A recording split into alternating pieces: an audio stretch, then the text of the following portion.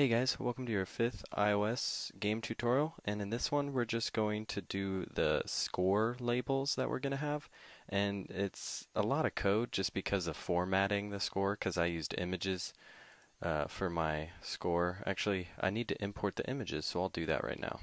Okay, so I've just imported my numbers, and it's literally just I think I used the font called Blocked, which you could find on fonts.com or something like that, but then I made them images and filled in the background with white. I'm sure there's a better way to do it, but I had already have those already with the code and everything, so we're going to do it that way. First things first, we're going to need to add, I think, 3 more instance variables to our myScene. Alright, so we actually had 4. First is game score, which is the integer value of our game score, and then we have 2 label nodes, and one's for the count and one's for the label. You'll see why we need 2 in a second. And then we have our Sprite node, which will hold the final score. Okay, so what we did is we set our game score equal to 0, and then we allocated our final score Sprite node. And here we have NSString digit with the string with format of our game score. And we tell our myScene to run this method, but since we don't have this method yet, we're getting an error. But what we're saying is the length of the digit, the length of it, so if it's 0, it'll be length of 1 because there's only 1, and if it was 10, it'd be length 2.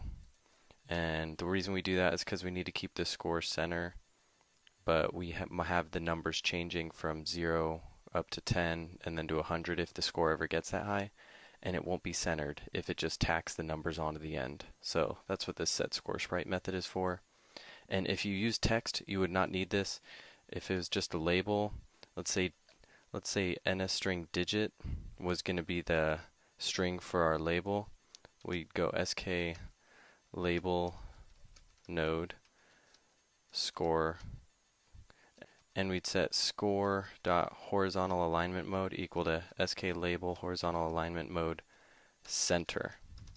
And that would keep it center aligned. So if its position was the size.width divided by 2, which is in the very middle, then it would keep it horizontally aligned in the center. And that's why it might be better to do it. It would definitely be better to do it with text. But since I wanted white backgrounds to my numbers, I made them images, and that's why we have to go through this. So if you want to use the images I have, then we need to do this, or else you could save yourself some time. So let's delete that. That was just for an example. And here I set the final scoreSprite Z position to 201 because I want to be in the very front of everything. And then I add the sprite to the HUD layer.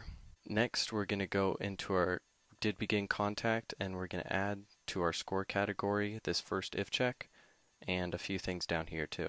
So what we did is we added 1 to game score, and then we create a string with the value of game score because we need to find the length, like if it's 0 digits or if there's 1 digit or if there's 2 digits. So we need to make it a string to find the dot length, and then we pass the length into setScoreSprite, and you'll see why we do that in a second, and we'll check on this after we go down here to see what we added to this.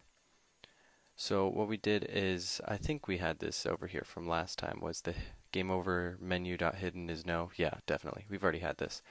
And what we do is we say NSMutable string score string with the same thing. We give it the score, and then we're going to set scoreSprite again, and we are going to set our score label to hidden because our final scoreSprite is going to be showing up. Alright guys, so my method's a little convoluted once again. It's just because I'm using images to display the score instead of text, but who knows, if you want really pretty score text, you might actually want to use images instead.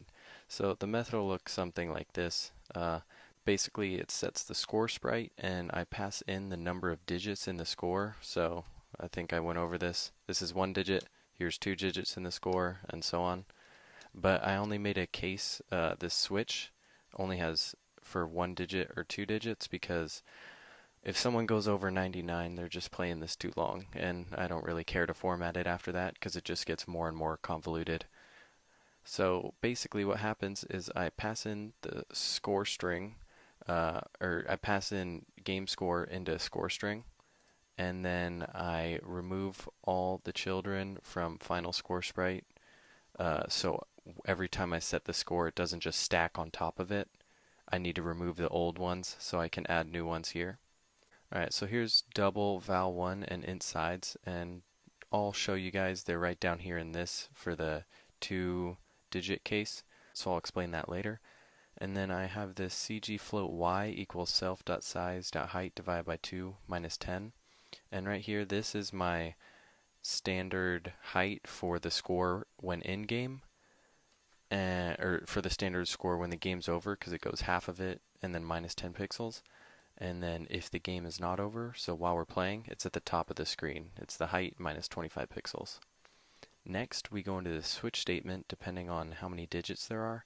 If there's 1 digit, all we do is we give this string with the value of score string. And then next, we just say SKSprite node sprite equals sprite with image named. And then we pass in this right here, which is a NS string with format, number, %, at, and then comma digit. What we're saying is, depending on what number it is, right here we see NS string digit. So say we have 4, our score is 4. It's going to say, alright, digit is an NS string with this value. That's what it's going to look like. That's a character string. And so it's going to put the 4 right here, because that %at is passing in an object. And so it's going to look in here and find number 4, and then it's going to put that in the game.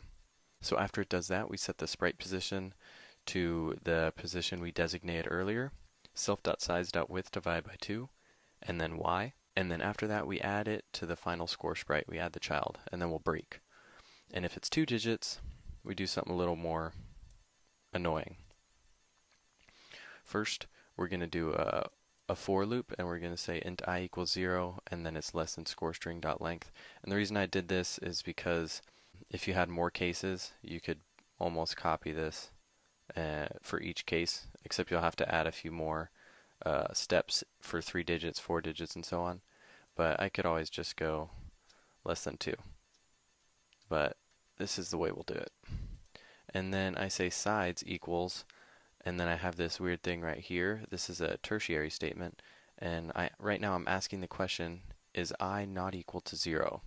So right here we start out, first loop I is going to be equal to 0, so this will be false for the first loop, which means we'll set the value to -1. But in the second loop, when I equals 1, we're going to say, alright, is I not equal to 0? Alright, that's true, and we'll set it to 1. And that's basically saying, alright, when it's 0, we're setting the first number, so put it on the left side. When it's 1, setting the right number, put it on the right side. Next, we give the digit our string, and we're saying substring with range, and then you make the range. And that's just to get the correct digit out. And then we set our sprite to the same thing we did up here. And here we have to do something a little different. We check what the integer value of the digit is, because if the digit equals 1, we want to space it a little closer because of just the size of it. And if it's not, we don't want to space it. And then we set the spacing with the val that we put right here and the sides that we got right here. And then we add that sprite. So this code looks a little weird, but just take it for what it is, and let's see how it runs. Alright, so we're going, we could click, and as you see, oh, I already died. And the score was up there, and now it's right here, so it works exactly how we want it. One thing we could change later on is adding a physics body to the very tail of the plane, so we don't get points until the very end. Because right now, if I go through it, I get a point, but if I go through and die, I'll still get a point. See, I got 3. Alright, now that we've done that, let's do a quick little fix right here, guys. I'll show you how to take this out, this carrier garbage. What we're going to do, let's minimize this stuff. We're going to go to viewController.m, and at the very bottom we'll say, whoops, no caps, bool prefers status bar hidden, return yes. Real quick fix. Now if we save that, press play, you should see that our status bar is no longer bothering us at the top. Yep, no more status bar. While I was editing this video to put up on YouTube, I noticed that I left over some code that's no longer used in the game. I used it earlier in earlier stages of the game, but we don't need it, and I'm sorry I told you guys to put it in, but I'll show you where to take out the code because it's just doing nothing. So right here in implementation, take out these two SKLabel nodes that I had you put in. Those were there from when I had label nodes show my score instead of images. But now that I have images, we don't need those label nodes. And next, we'll go over to didBeginContact, and you could see now that we don't have those variables, it's upset. We could take out that and make sure your Z position of the game over menu is lower than the final score sprite, or else this final score sprite will be hidden by the menu and it look like your score isn't showing up. And let's see, yeah, that's all of it.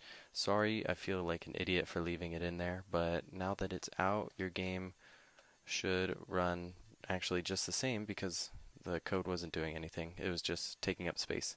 Alright guys, well thanks for watching, and I should post the next video soon.